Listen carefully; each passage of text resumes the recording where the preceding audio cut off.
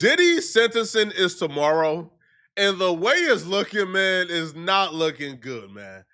All of Diddy's enemies are coming together to ensure that Diddy get the max. But the question is, will he prevail? I'm not sure if you guys are aware, but Diddy initially tried to get out of jail and have his conviction overturned even before the sentencing, but that was quickly denied. Now, Diddy reasoned for why he believed his conviction of violating the Mann Act twice needs to be overturned is because Diddy believes that he didn't violate the Mann Act due to the legal definition. The definition of the Mann Act is a federal law making it illegal to transport a person across state or national borders for the purpose of engaging in prostitution, debauchery, or other illegal activities, or to exploit blank in any way, originally passed in 1910 as the White Slave Traffic Act to address concerns about forced blank and human trafficking. The laws are broad. It's for immoral purposes. Now, obviously, you guys know the history. Jack Johnson was the first person convicted of this. I think the law was created because of him to stop his interracial marriage.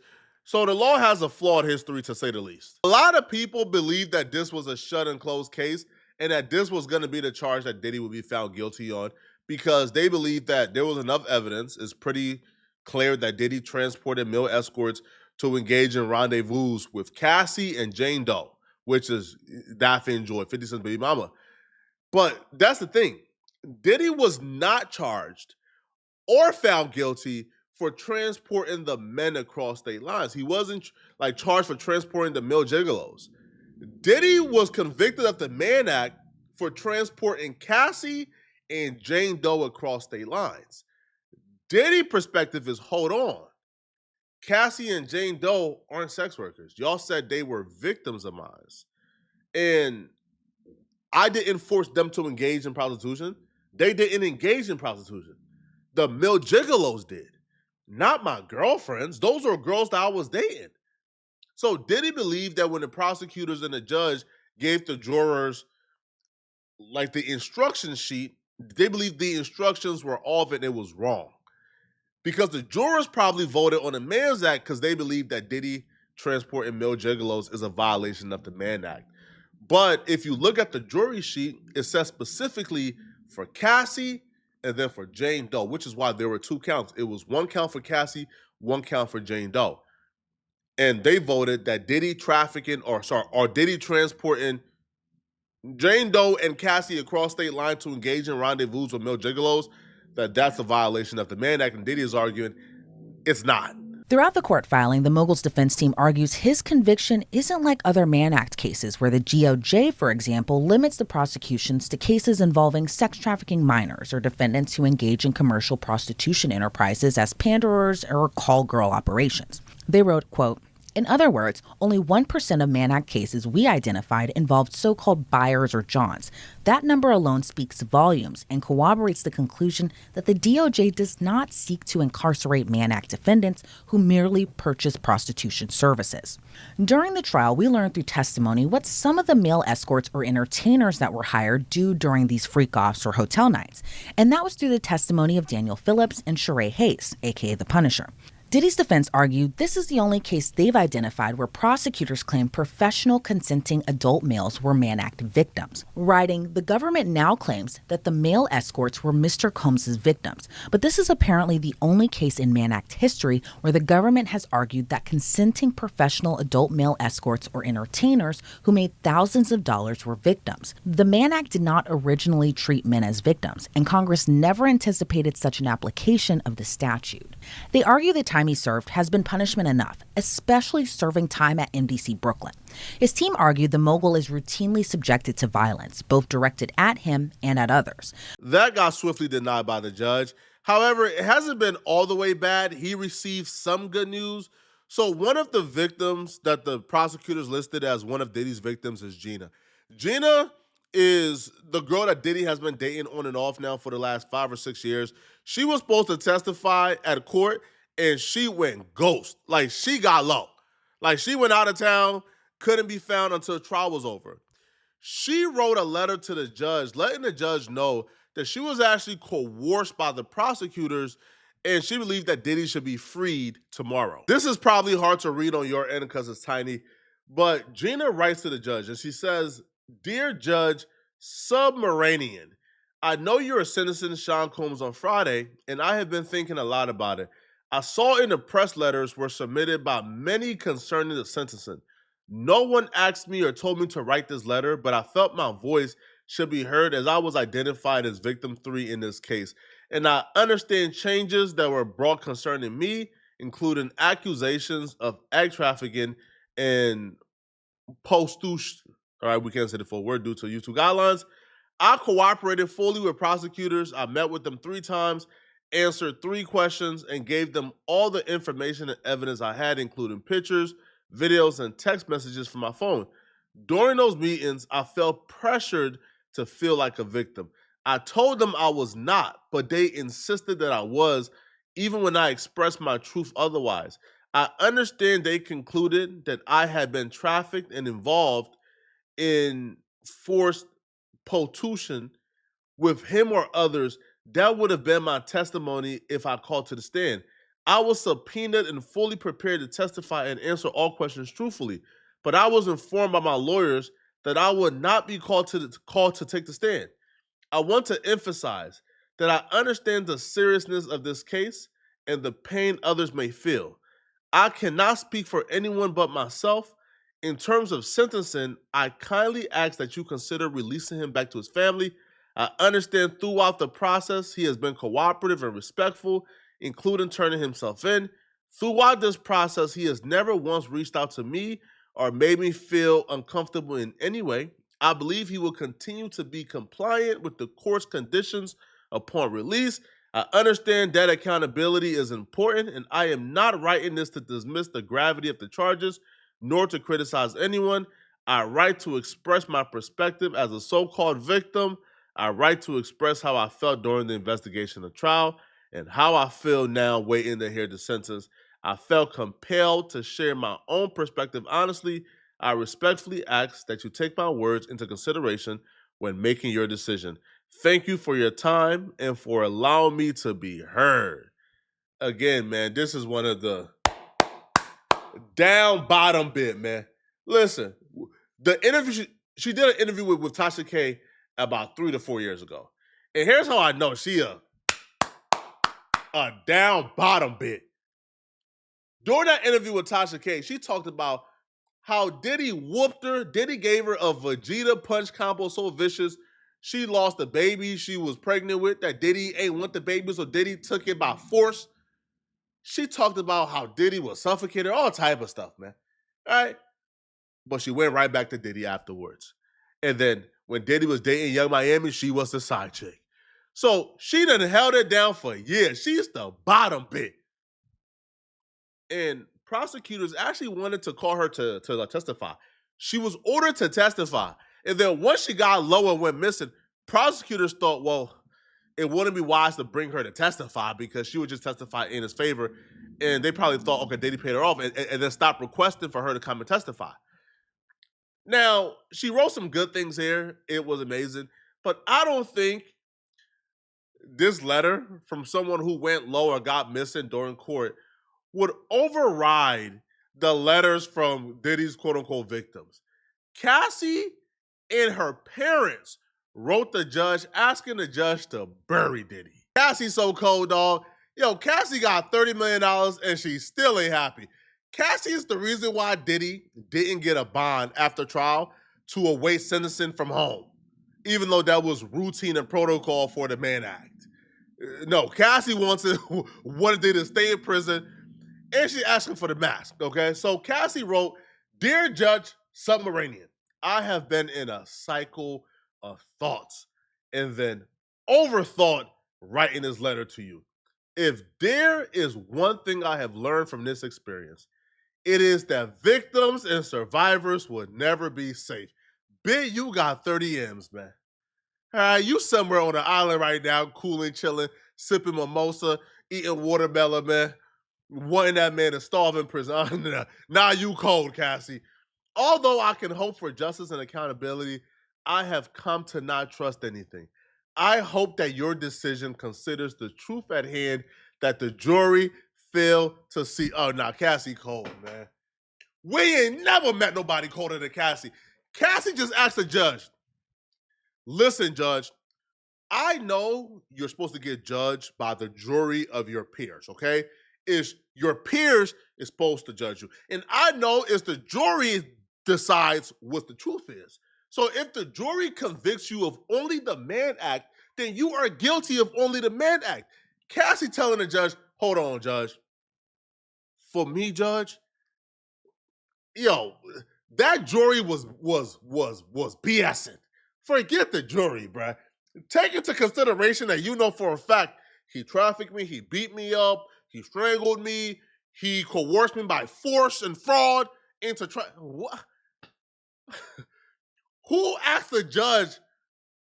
That's illegal, by the way. You can't do that, by the way. The judge has to consider only what Diddy was charged and convicted of, not the other stuff he was found not guilty. Yo, Cassie is saying, hey, judge, I know he got found not guilty of these things, but still factor this in when you sentence him. Yo, bro, Cassie cold, man. Cassie says, for 4 days in May, while 9 months pregnant with my son, I testify. Oh my God. I testify in front of a packed courtroom about the most traumatic and horrifying chapter in my life. I testified that from age 19, Sean Combs used violence, threats, substances, and control over my career to trap me in over a decade of abuse. He groomed me into performing repeated, man, Cassie, you was dating somebody older than Diddy before Diddy. Your boyfriend was almost 40 when you was 19 before Diddy. Cut it out, bro. All right, Diddy ain't cut it out, man. I was forced into lingerie and heels. Listen, man, I'm not trying to minimize any victim's experience. So if I sound overzealous, I apologize for that, okay? But come, you was forced into lingerie and heels. All right, man. Told exactly how to look and plied with drugs and alcohol so he could control me like a puppet. These events were degrading and disgusting. Every male gigolo that testified said that Cassie was the aggressor. Cassie was the one controlling everything. Cassie was the one asking for more. Cassie was the one asking for multiple men at the same time because she enjoyed it so much. Cassie was the one asking them to. All right, Cassie. Yeah, it was like disgusting. Okay, and this right here ain't even about Cassie. This is a trend, by the way. Okay, when it comes to both men and women, humans, they do all this hoeing for years. Then they get into a long-term relationship, get a white picket fence of a family, and then start to look back and judge their former selves. She probably has brainwashed herself into thinking she's a good, wholesome wife, that she looks back and think, man, all that hoeing I was doing, I couldn't possibly have done that by free will. Right? So then, it continued, okay? So it says, I testified that I learned to read Sean Combs' signals, knowing that when he spoke of free calls, he was demanding them. And that refusing meant punishment, losing my car, my phone, or worse. He controlled every part of my livelihood and threatened to destroy my reputation by leaking tapes, a threat he repeated often. But Diddy was found not guilty of that. When you read his, Diddy was found not guilty of trafficking Cassie by force, fraud, or coercion. So everything she's saying right here, bruh, the judge can't even take into consideration. He's not allowed to. Diddy was found not guilty of that. She continued, his power over me eroded my independence and sense of self until I felt I had no choice but to submit. When he believed I had wronged him or was not sufficiently responsive, he also threatened people around me and those close to me, including my family. I regularly worried that displeasing him meant putting my family and friends' safety at risk. I testify how beyond these threats, Sean Combs frequently used violence to get his way. Over the nearly 11 years we were together, Sean Combs would hit me, punch me, stomp on my face, pull my hair, and throw my body to the ground. Now, if you thought she would leave it up to the judge to just interpret what she wants, if you thought she would leave it up to the judge to just, hey, judge, here's my experiences. You give whatever you think is fair. No. Cassie has demands for the judge that she wants for the judge to impose on Diddy. Cassie goes, I still have nightmares and flashbacks on a regular, everyday basis and continue to require psychological care to cope with my past. My worries is that Sean Combs or his associates will come after me and my family is my reality.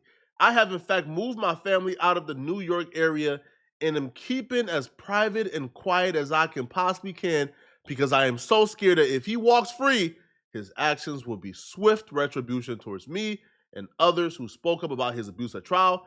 As much progress as I have made in recovering from his abuse, I remain very afraid of what is capable of him and the malice he undoubtedly harbors towards me for having the bravery to tell the truth. His defense attorney claims he is a changed man and he wants to mentor abusers. I know firsthand what real mentorship means, and this disgusts me. Not a bit saying, man. That a man she hasn't talked to, according to her, in 7 years,